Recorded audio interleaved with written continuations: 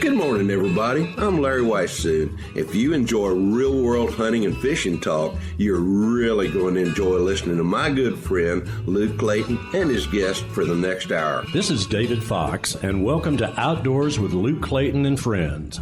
Luke has been a recognized outdoors writer for the past 3 decades and writes for a host of outdoor publications. Luke pens a weekly newspaper outdoors column that appears in over 40 Texas newspapers. Luke is on the pro staff of Pyramid Air, your one-stop shop for everything air gun related. Smoking techs, electric smokers, feel free to contact Luke through his website, catfishradio.org. Now let's join Luke and his guests for this week's show. Well, hello, my friends. It is your old buddy Luke Clayton, and it is time for us to join with Mr. Whitetail, Larry Weishuhn, and let's talk about the outdoors. Larry, thank you for being with us, and what a fun time we had up on Lake Texoma with Chris, Carey, Bill, and all the folks at Striper Express, you know? Luke, you're exactly right. And before getting into that, I want to mention the fact that if you love the fish, you love the outdoors, you need to be a member of DSC, Conservation Education Hunter Advocacy. You can learn more about them by going to biggame.org.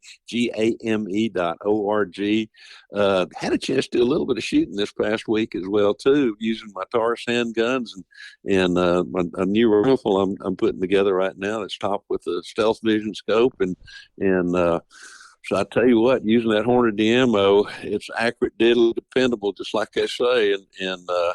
But you're right. You know, that fishing trip, I love fishing. And DSC, is getting more into fishing all the time. Everybody that's a member pretty much fishes as well, too, besides hunting. And to me, the hardest thing, I dearly love fishing topwater for stripers with Captain Bill and Chris. The hardest thing for me to do is I can see that lure being hit, and as soon as that fish hits it, I want to set the hook, and I've learned that is not the proper thing to do if you want to catch that fish. But my God, is it hard to keep from trying to do that. You know, I had a good friend, a well-known fishing guide, Johnny Procell. He passed away a few years ago, Johnny did, but he was called the Cajun Fisherman. I think that was his title there. Johnny had a saying. He said, it's just human nature. When the fish pulls, you want to pull back. And you're talking about topwater fishing, really. And he was right, you know. But, if you can have that plug working on the top and chugging along, and if he rolls on it or he might come up like a torpedo and hit it on the way up and where he'll clear the water. But if he doesn't get hooked, you know, at least half the time, in my experience, if you'll just leave that plug, if you can stop it, and then just twitch it a time or two, many times. It's like he was coming up to hit a gizzard shad, and a lot of times they'll whack it with their tail to stun it, then they'll eat it. Well, he comes up, that old bait's still laying there. You know, many times they'll come back and engulf it, and then you can hook him. But yeah, in the fishing world and stripers, they, as Bill says, they fight all the way to the boat, and they do, don't they? You know, they actually do. I'll tell you what, you introduced me to striper fishing. Actually, I did a little striper fishing years ago on Lake Amistad with David O'Keefe back when I lived in Uvalde many years ago, and did a little bit of down there. But since we moved toward the eastern part of the state, you introduced me to Bill and Chris, and we've been doing some fishing with them periodically, at least 2, sometimes 3 times a year. I wish we could do it a little more often, but I'll tell you what, that striper fishing gets in your blood, and no matter how you catch them, they're right. I don't think they not only fight to the boat, they fight when you get them in the boat sometime too. So, but that topwater is such much fun, and of course, as you well know, and again, you're the one who pretty much introduced me to eating stripers, and my God, are they delicious as well too. They are, Larry. One of my favorite ways, and I haven't cooked striper like this in actually a couple of years, is take those fillets and season them with, dust them with a little garlic powder, salt, and pepper, and basil, sweet basil, dry basil, and put a lot of basil on them, and little pads of butter, and just broil them. Put them in the broiler or bake them. I've kind of got away from that method by blackening them. I guess there's I've never eaten striper in any method that I didn't enjoy it, because you can cut it in little small pieces and fry it just like you'd fry catfish or whatever. But striper, I was up on years back. We flew into Boston and rented a car and went all the way up to way up into north of Maine and up into Quebec, But I noticed, hit a couple of seafood restaurants up there. Striper is a commercial fish up in that part of the world. Yes, sir. And it's not cheap. I mean, you can buy lobster, but for about the same price. But it's a great fish. Shifting gears a little bit, Larry. These whitetail right now, not that I've seen them personally, but I know for a fact there's a bunch of fawns probably right now on the ground, don't you think? Look, there really are, pretty much scattered across North America. When you get right down to it, a lot of fawns start hitting the ground here in parts of Texas in May, and of course in deep South Texas they'll be dropping in July, but across the South and in a lot of places, we've got whitetail fawns starting to hit the ground. Some of them are on the ground, and in a lot of areas, we've been fortunate that we got pretty good ground cover. In certain areas, we have not had the rainfall in parts of South Texas, particularly. It's been extremely dry, and so in those years, such as this, predation can be quite a problem in terms of coyotes and even bobcats, and even so with wild hogs, who will also take fawns. And then, we've talked a little bit with, excuse me, with Sam Olds up in Virginia, and up there, those raccoons are so big that even the coons up there, and I've seen the same thing down here, be predate on those things, on those fawns as well too. But so now is a good time, if you can get a chance to get up there and do a little predator hunting, to do that as well. But but in certain areas, it looks like we're gonna have a really good fawn crop. Bucks are starting to get interesting as well too, as their antler development is getting up there where you can see what they're kind of going to look like. Yeah, you can see the bulbs are beginning to come on out and beginning to branch off about right now. I've got some game cameras close to the house, mostly to watch hogs with, Right. And I've seen some bucks that look like they may turn into some pretty good ones. That's what I'm watching for anyway. We have some good deer in this area, Kaufman County. You know exactly where I'm hunting, but some really good genetics here. So it's an exciting time of the year. Turkey poults are on the ground a lot of places. The hens have got they've already incubated their eggs in some places. I'm sure there are still some hens that, maybe raccoons or whatever got their first clutch. But, it's all the young are on the ground, and, it's not that long. It's not that long until the opening of deer season, really. You get to thinking about it. It seems like a long time, but it's going to be here before we know it, You're exactly right. And as far as I'm concerned, right now is also a great time when you hunt with a bow, a crossbow, a muzzleloader, air rifle, handgun, traditional rifle, shotgun, slugs, whatever. This is a great time to get out there and become very familiar with your with your firearm, or if you're going to look at buying a new rifle or new something to hunt with. Now's the time to do it so that you get really familiar with it between now and the beginning of hunting season. And don't overlook the fact that shooting that hornady ammo, as we mentioned earlier, it's accurate, deadly, dependable, and available just about anywhere that you can buy ammo.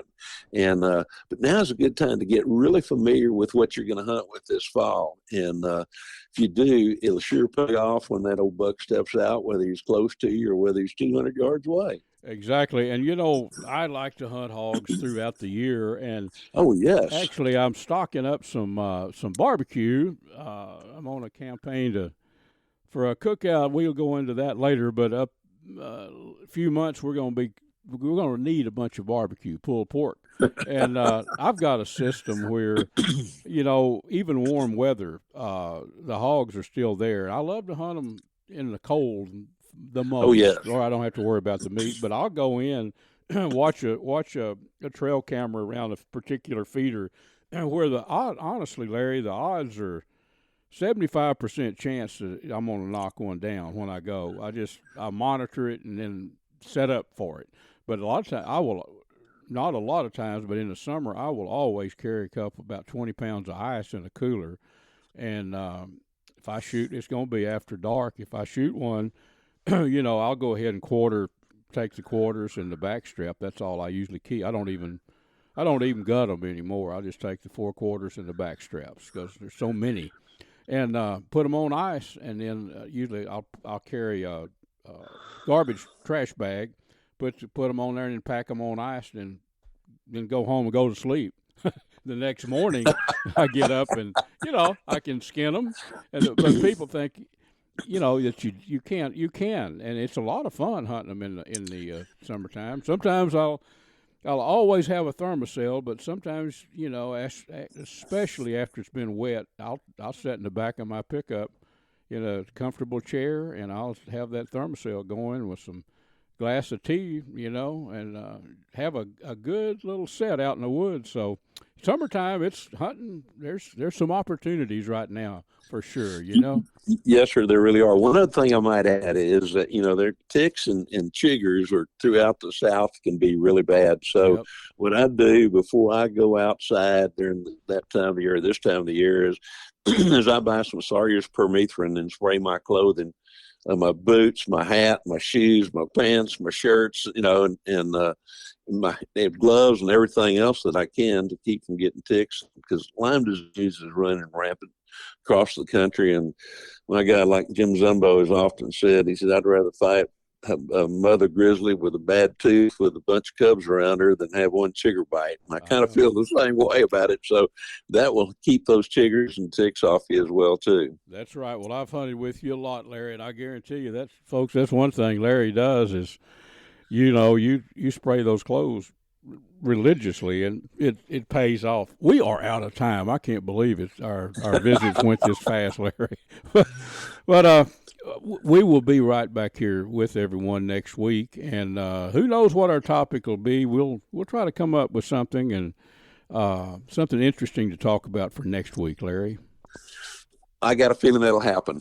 Well, friends, Mr. Larry Weishuhn is going to tell you about the finest hunting optics that we have ever found. Look, these are called Stealth Vision. They come from Crockett, Texas. Dr. John McCall developed them.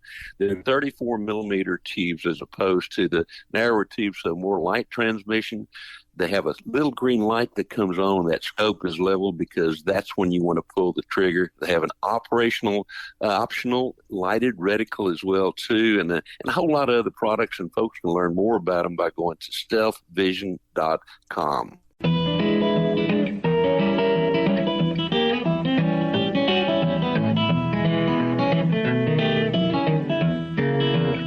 Folks, if you enjoy hunting, I want to hook you up with Ultramatic Feeders. You need to know about this company. The website is ultramaticfeeders.com. They are a one-shop stop for everything you need with hunting blinds. They have all kind of different brands of hunting blinds, game feeders, parts for feeders. Again, the website is ultramaticfeeders.com. And friends, I've been using Smoking Tex electric smokers for over 15 years, probably closer to 20 years. You can go online to smokingtex.com. They're not one of your throwaway electric smokers that you can find at some package stores. These things are made to last. I've got one that I've been using for, that length of time, probably 15 years. Check them out online, smokingtex.com. Well, friends, let's head up to beautiful Lake Texoma on the Texas-Oklahoma border. For all of you listening to the podcast, all of our great radio station listeners know where Lake Texoma is. My friend Bill Carey is on station. Bill is going to give you an update on striper and white bass fishing. Good morning, Bill. Well, good morning, Luke, and all y'all out in radio land. Thank you for being with us, Bill. And of course, I've privy to the cutting edge information. Bill's already told me what's going on, and a fishing trip is forthcoming up there with Striper Express. But Bill, you're telling the spawn basically is done. Texoma is such a huge reservoir that, as I've learned from you years ago, the spawn doesn't happen on a 4-week basis. It's a trickle thing. But a lot of the stripers have spawned out of the rivers. They're back on the main lake. A lot of schooling action. You're telling me a ton of action, but the real crux of the thing is you're working through a lot of fish to get the keepers, right? That's it. A lot of action. People bringing their kids, and I just tell them, we're going to wear their butts out and send them home snoring. The guys get so spoiled, they complain at the beginning of the season, but it's a lot of fun. And especially if you stick that 6-7 pounder while you're slabbing these sand bass, all of a sudden that rod wraps against that boat and the fight is on. That's the thing. And honestly, as old as I am and as much fishing as I've done and still get to do, I'm an action fisherman. Now, who don't like to catch a big fish? But the thing is, the huge schools of smaller stripers schooling up on top, catching them on top, you were telling me, and also slabbing directly under the boat, I guess, So, you'll catch then in the mixed schools. And I'm a sand bass person too. I mean, if you were to say, Luke, we're going to go and catch our limit on stripers, and then we're going to the dock. Well, that's okay. That's okay. But if you were to say, Luke, we're going to catch our stripers, and there are a bunch of the Magnum Lake Texoma sand bass stacked up and ready for you to drop a slab on and get you a limit, I'm going to say, can we have both? So it's kind of the best of two worlds as far as I'm concerned, Bill. Now, if you're a trophy striper fisherman that's looking for an 18-pounder, maybe this is not prime time. I don't think it is. like the dead of winter, when you go out targeting those monsters. But for action and fish in the fish fryer, I think it's about as good as it gets, Bill. Oh, it is. It's May. May's our favorite month of the year, folks, because the topwater starts, and we're throwing topwaters, and we're getting some good fish on top. But we are catching what we call dinks. They're yearling fish. Our stripers grow faster than any fish on any striper lake in the country. Our yearling fish will be 12 inches long, and they will have to fish through them, toss them back. I've even told the guys, I said, I got it for 25 years. I would take my side cutters, dikes, and I would trim one hook off of them. So you can get them released without ripping their lips off, not hurt the fish, and that's what I do. Release those, the dinks. But for action, and are you on the slabbing, which I literally love to do? I like that instant jolt when they nail a slab. I do. Verticals, I guess you're just working them up the water column vertically. Yeah. The guy will tell you what to do. Most of it is drop, rip, and then stop, and boom. Yeah. Yes. Yeah, they're having lots of fun. What was I telling you? Todd told me the other day. He said, I broke one of the number one rules. And I joke, we got a lot of number one rules. The number one rule is never leave biting fish. Yeah. So I told him a story about how I had a 13-foot rise, and we were catching these stripers and Magnum sand bass drifted up against some willows up on an island.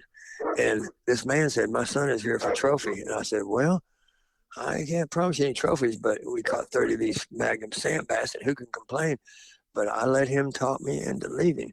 And I gave him a scenic cruise of Lake Texoma looking for those big fish. Yeah, don't leave biting fish.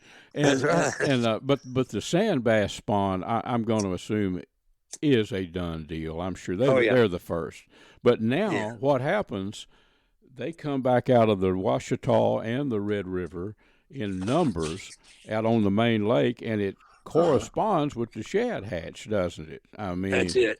And it's game on. Those gazillion of post-spawn white bass and stripers, too, they're chasing the billions of shad out there in open water. And thus, Now, are they blowing up on the surface? I mean, can you? Yep.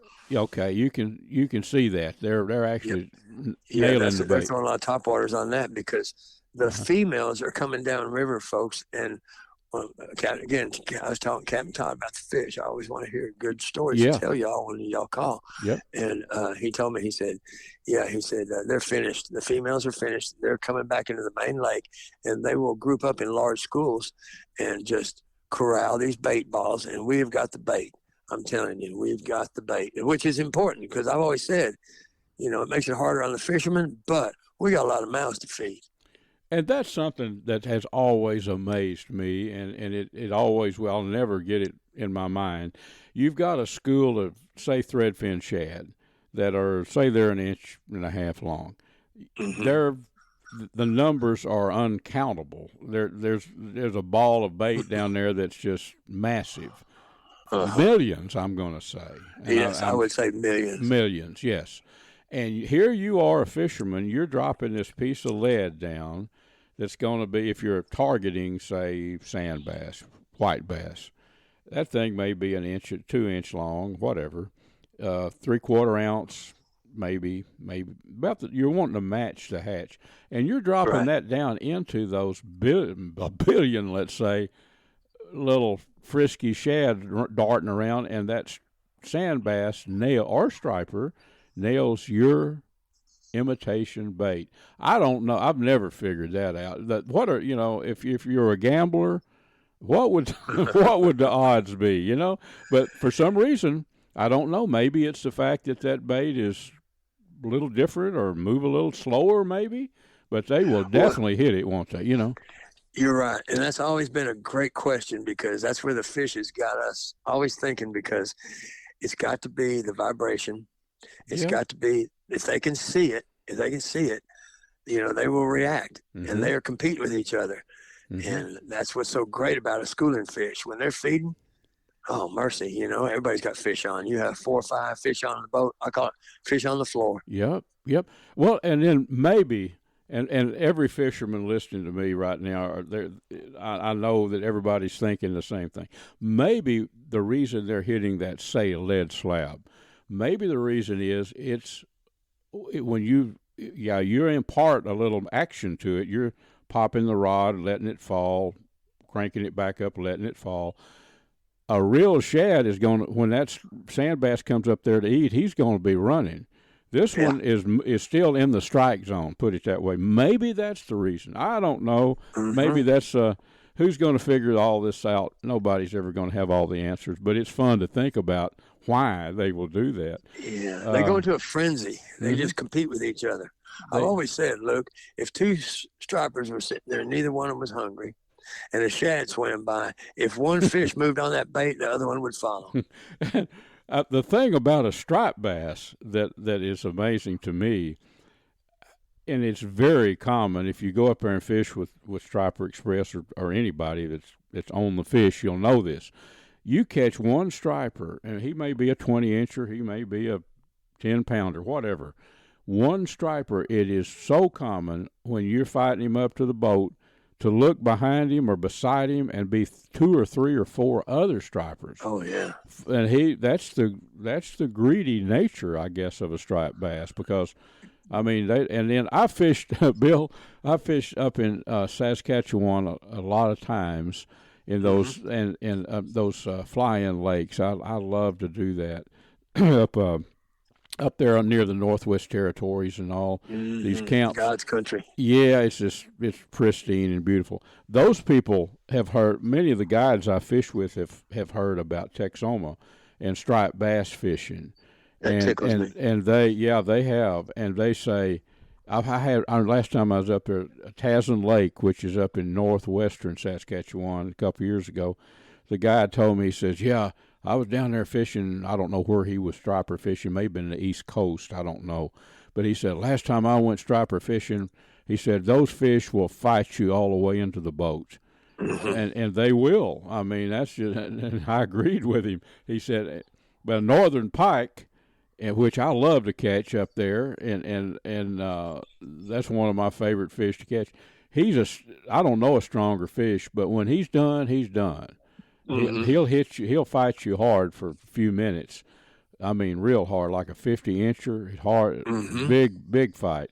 But when he's done, he's coming on into the net. The striper, by golly, I don't know where they get that supercharged energy, but they are a game fish that to reckon with. And the good thing is, all of us living here in Texas or near Texas, we're home to. It's home to some of the best striper fishing that I've ever experienced. And I fished up in Arkansas and all that, Beaver Lake, and all Washington, all those lakes. But Texoma's, it's a natural spawn, and it just keeps on cranking them out. Bill, tell people how to contact Striper Express. You're easy to find, aren't you? Yeah, we're just about anywhere on the internet, folks. StriperExpress.com, or you can always call us. MT is my office girl, and she's a hoot. You can call us at 903-786-4477. That is 903-786-4477. Friends, this is Luke. If you're looking to refinance a mortgage or maybe buy some rural land or whatever, I want to recommend to you a company that I've had some stellar dealings with. It's Green Lending. Now, you can go online to greenlending.com. I'm going to give you the name of a guy that helped me tremendously, Jack Hamill. And I'm going to give you Jack's number. Give Jack a call if you want to refinance or you want to buy some rural land or whatever. Jack's number there at Green Lending is 440-223-2086. Or just go to greenlending.com and check it out. It's a great company. I had some wonderful dealings with them, and most of it was done online. Big Sam left Seattle in the year of 92 with George Pratt, his partner, and brother Billy too. Friends, this segment is made possible by Platinum Cadillac and Chevrolet in Terrell, Texas. Stop by and visit with my buddy, Mr. Justin Rudd, and his team of experts, and let them put you in a new Chevy pickup or a Cadillac or whatever you might be in the market for. Also, the Choctaw Hunting Lodge up in southeast Oklahoma. Check them out at ChoctawHuntingLodge.com. Also made possible by Pyramid Air, your one-stop shop for everything airgun related. Well, friends, one of my favorite, I will put it this way, my favorite coastal destination in Texas is Galveston Bay. I fished a lot around Freeport, too. For years, I had a contact, a great friend, Captain Mike Williams, who's not with us anymore. Mike passed away. And I've been kind of remiss on information about Galveston and reporting it in my newspaper columns and on the radio shows. But I've got a new friend, Mr. Derek York. Now, Derek's with us, and we're going to talk about fishing on the Texas coast around Galveston Bay area. Now, Derek, his guide service is called Spot Stalker Guide Service, and that's the website, spotstalkerguideservice.com.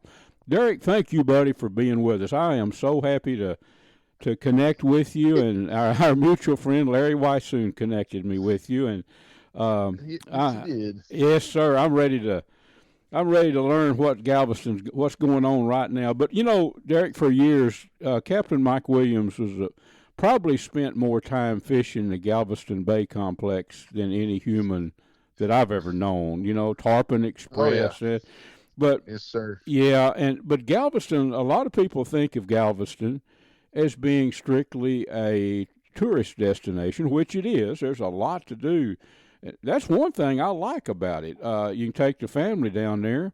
Yeah, maybe probably all of them are not serious fishermen like me and you, but there's a lot for them to do. But the fishing is awesome down there. It's good all year. And Luke, thank you so much for having me on this morning. It's a pleasure being on here with you. And Galveston Bay is every bay system on the Texas coast is very unique, and Galveston's no exception to that. But we've got pretty much everything you can think of here. And people always ask me, when's the best time to come fish? And I'm like, well, when can you get here? Right. Any good day you can get on the water is a good day to go fishing. So it is. It is. But it's a huge bay system, and Mike Williams would be the first one to tell you, you can feel like you're on the ocean in the bay sometimes. You know, Yeah. we've got over 600 square miles of water down here to run around in, and you know, from the Trinity River all the way down to the Galveston jetty systems, and we chase everything that you think of when you think of saltwater fishing: trout, reds, flounders, sheep's head, sharks. Yeah. We Yep. get pelagics coming in the summertime, and it's a lot of fun. It is a lot of fun, folks. Derek is works for Texas Parks and Wildlife too, and he's the head technician down there. I think is a proper term, but Yep. you know as much about the fishing down there, and by golly, you're a fishing guide too. I like that, man. Yeah, it's been a fun career down here, getting to learn the base system and everything, and been down here a long time, and started chartering about 12 years ago now. Yes, sir. And it's been good. And you know, the one I love talking to people just like you and me this morning, but you know, being a fishing guide, you got to be a people person, and I really enjoy all the people I get to meet and everything, and that's the best part of the whole trip. You bet. That's the time that you have in the outdoors, and so many people now, Derek, they don't have the opportunity to, or they just don't get out like they used to. A lot of people don't. Yeah. And being out in the outdoors, it's been my life, all my life. I mean, I grew up in Red River County, and back in the time when, well, I guess the first time I fished in saltwater was of all places, was at Kema. I had a little open face rod and reel, and we went down there, and my uncle and aunt lived in Houston, and I never will forget, there was a little open, it was like a little cafe type thing there, but there was a little open deal, like an indoor fishing thing in a way, and I dropped a piece of shrimp down and caught a golden croaker. That was I was hooked after that. So a good spot to fish in the wintertime for big trout down here. Right now it is. Yeah. Uh-huh. Yep. Well, Derek, what is? Let's just talk. We're talking May fishing right now, and I'll tell you one thing.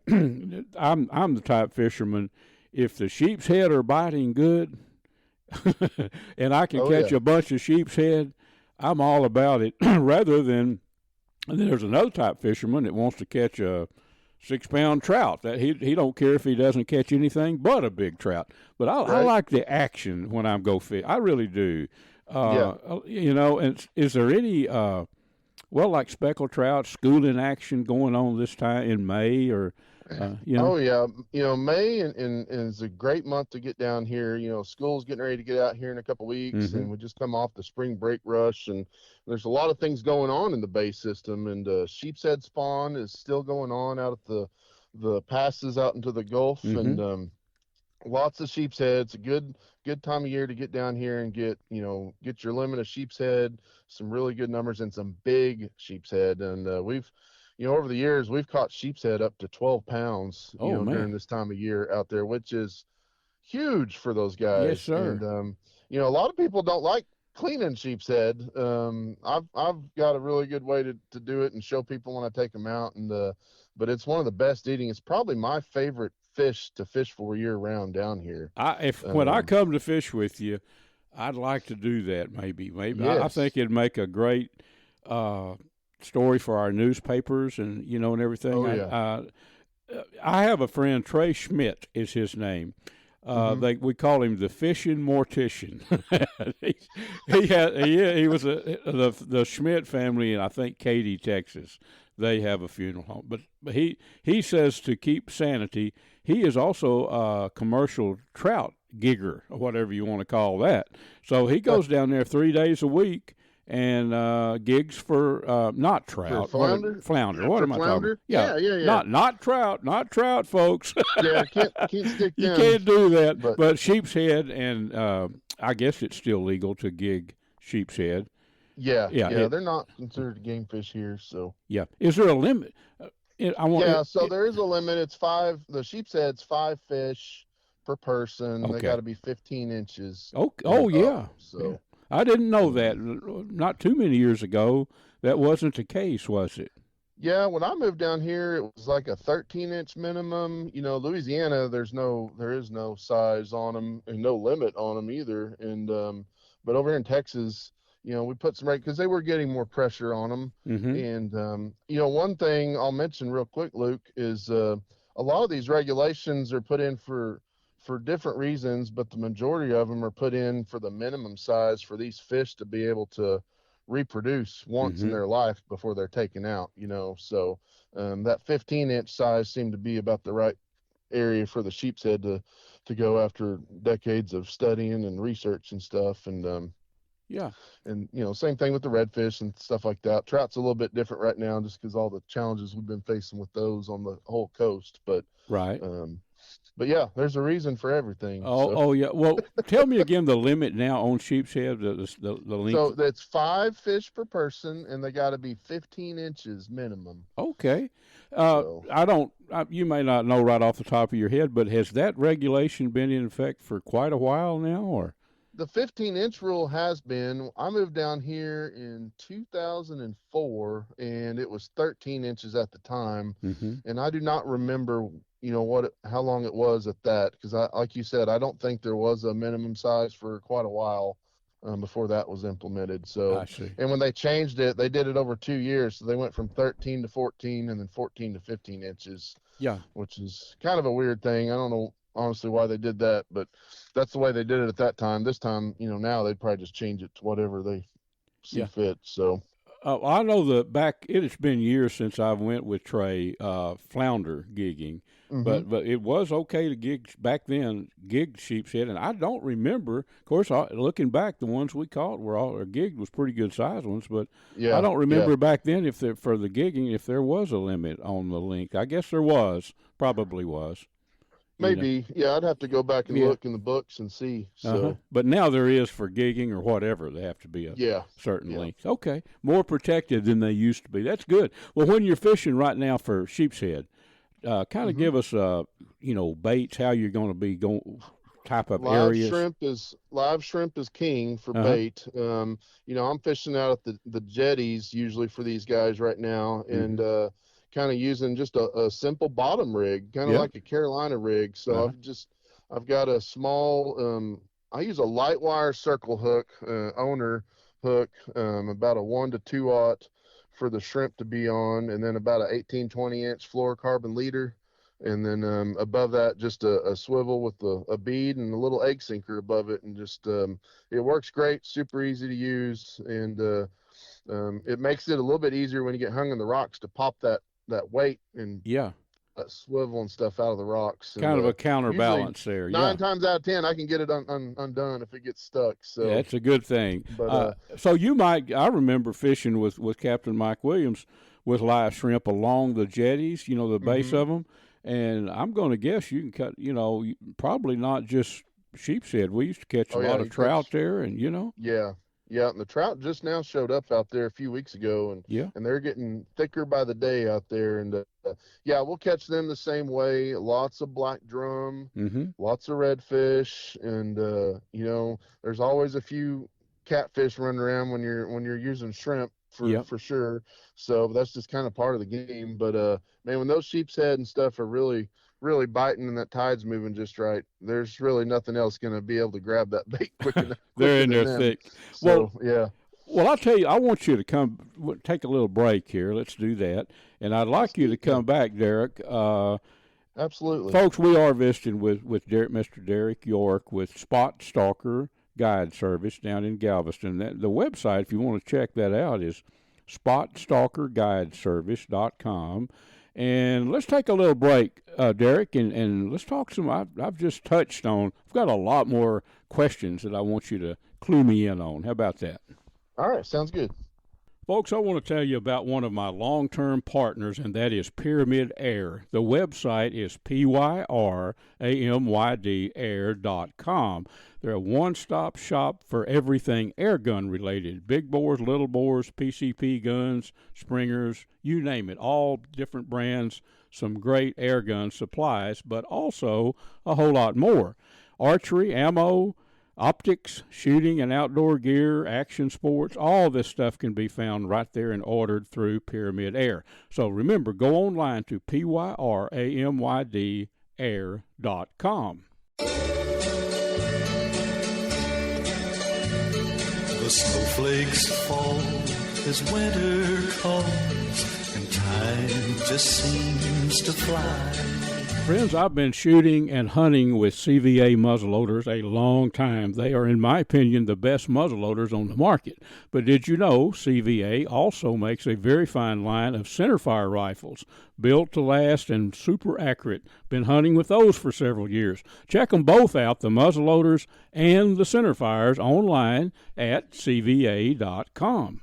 Folks, I want to introduce you to some good friends of mine at Dash for Cash Pawn Shop in Seagoville, Texas, located at 133 Hall Street. The phone number is 972-287-3121.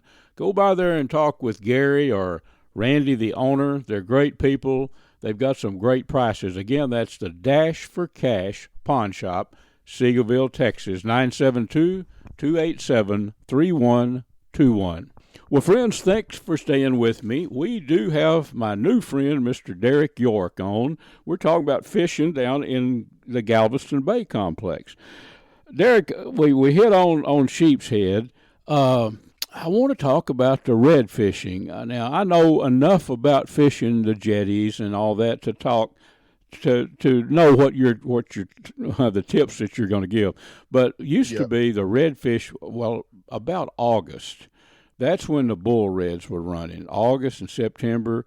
Typically, yes, sir. Yeah, but how is it like, say, May and June now along? Are you mostly going to concentrate on the jetties right now this time of year? A lot of my trips, I try to do a little bit of fishing at the jetties and fishing in the bay for people. That way they get a great experience. Yep. I can show them part of the bay and our ecosystem down here and how it all kind of works together. And we've been catching redfish pretty much all over the place. We're catching reds at the jetties for sure. We're catching a lot of bulls all year long. Yeah.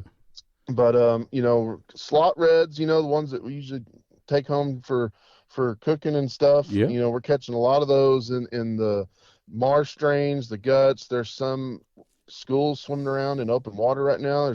There's actually a kind of an unprecedented amount of bird action this year. We've got a great shrimp crop this year, and we've been catching a lot of redfish out in open water, looking for those birds and around structure. They're just like all these other fish. They like being around stuff where the food's going to concentrate. So anytime you can get around some rocks or some marsh and you see water moving, bait flipping, there's going to be redfish there. So you put in the time and effort, and you're going to get rewarded for it for sure. Yeah. So red fishing is good right now. You have to understand, I haven't fished in the Galveston Bay in probably 3 or 4 years. So so it's the redfish population is strong now, I guess. There's no shortage of redfish down here. Oh, I love it. The last couple of years, I've heard more complaints about being too many redfish. Why don't they increase the regulations to be able to take 5 or so home? And there's some days when you're like, that'd be a good idea maybe. But well, that's good. They sure are fun to catch. Well, I was quizzing. Yes, sir, they are. They strong fish.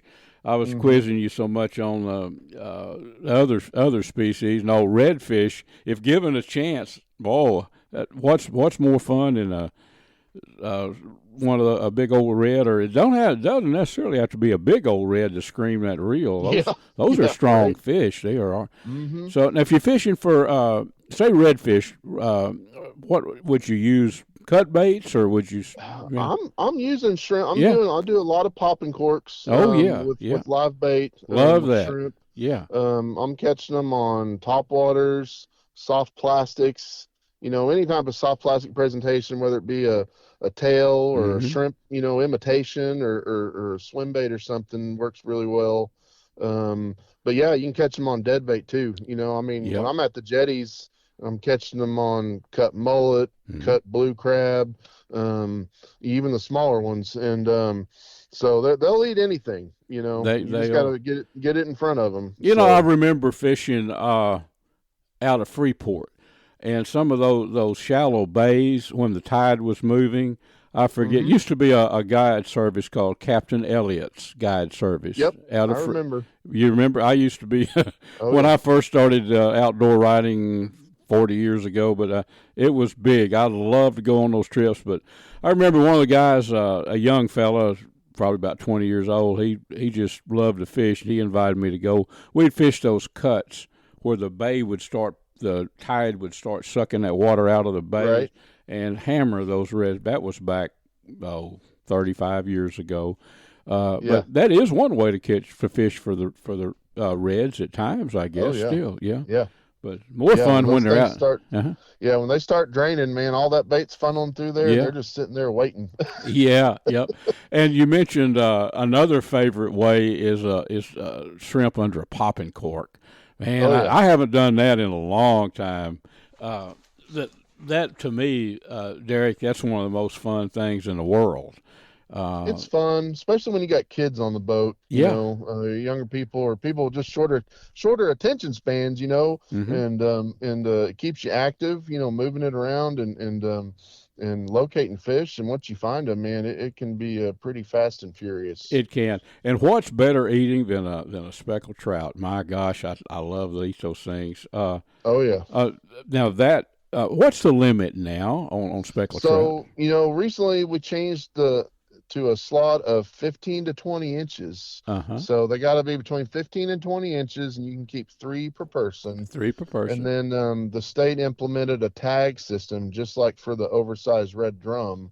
So you can keep one trout with the tag, and you can get a second tag if you need to, but you know, most of those are catch and release, those big girls, those big trout, you know, primarily female, and we want to see them go back just so they can keep reproducing for us. Keep the eaters there. Keep the eaters. But you know, I think, you know, there's a lot of pros and cons anytime they change regulations on fish sizes and stuff, and people get used to something and then it changes and but you know, there's been the freezes and then the hurricanes and a lot of stuff that has impacted the speckled trout population on the coast and really seen a decline in numbers. And but they've done really well. I mean, they rebound pretty quickly, you know. But this will help ensure that our spawners are taken care of, and hopefully looking to see a big increase in the amount of trout on the coast here in the next several years. Well, that's good. It's good to know that the redfish and the trout. I bet probably a lot of your clients that are fish eaters like me. They would hope to catch their redfish eaters, of course, and some trout too, right? I mean, absolutely. Yeah.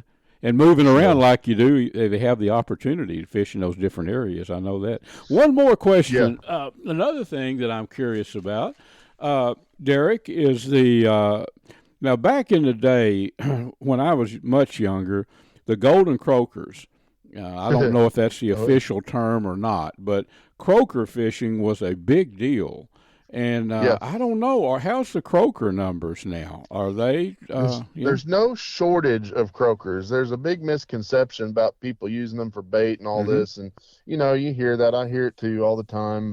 But you know, just from what I do at work, and then you know, seeing out the bay, I mean, there's such a big amount of croakers in this bay system, particularly.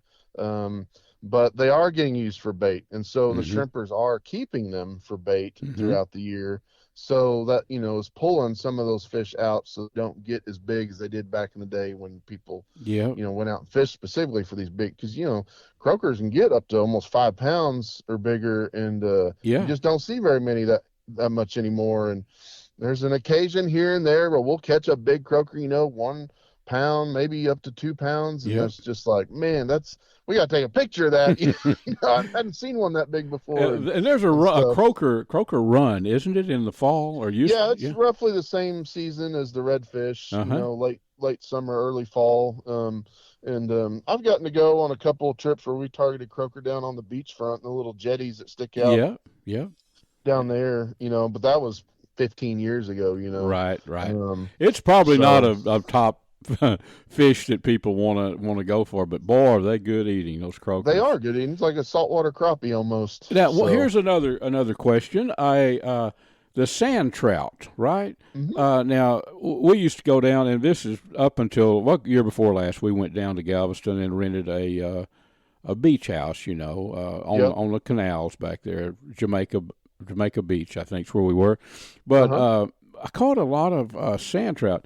What I know about them, they're excellent eating, but you better eat them quick. I mean, there's something about the texture. Yeah. You have to.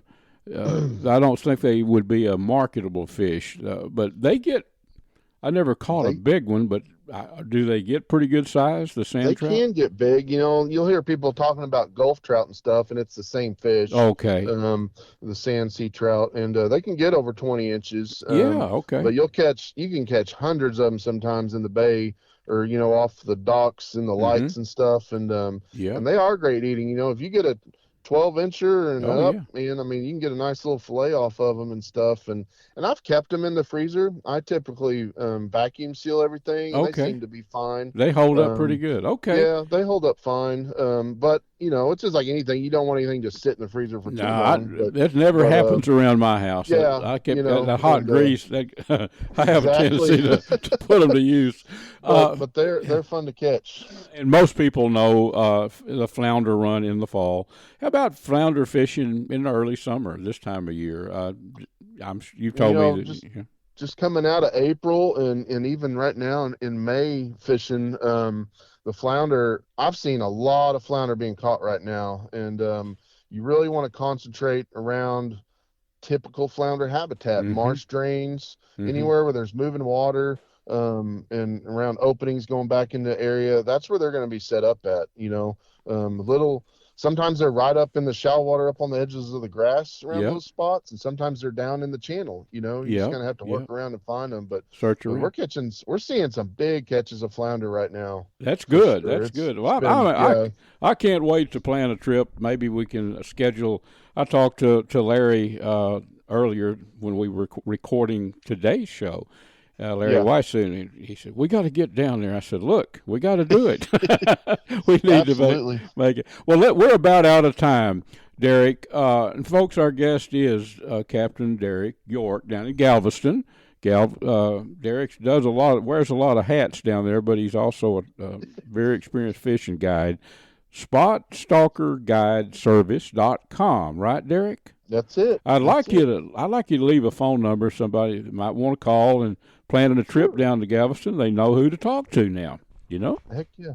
Yeah, best way to get a hold of me is my cell phone, and that is 832-561-4984.